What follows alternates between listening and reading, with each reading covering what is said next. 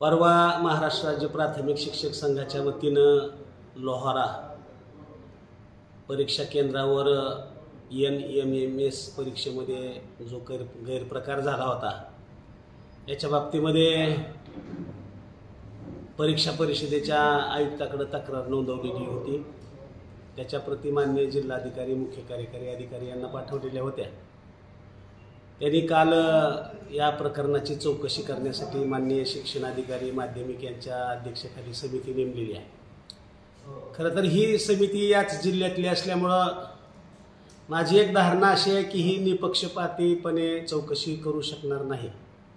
तरी उपसंचालक दर्जाचा अधिकारी जो आपल्या जिल्ह्याच्या बाहेरचा असेल त्यांच्या अध्यक्षतेखाली जर बाहेर जिल्ह्यातल्या अधिकाऱ्याची समिती नेमली तर या प्रकरणाचा छडा लागू शकतो आणि ज्या विद्यार्थ्यावर अन्याय झाला आहे त्या विद्यार्थ्याला न्याय मिळेल अशी माझी भावना आहे। म्हणून उपसंचालक दर्जाच्या अधिकाऱ्याच्या अध्यक्षतेखाली समिती नेमावी अशी मागणी माननीय आयुक्त परीक्षा परिषद पुणे यांच्याकडे मी केलेली आहे।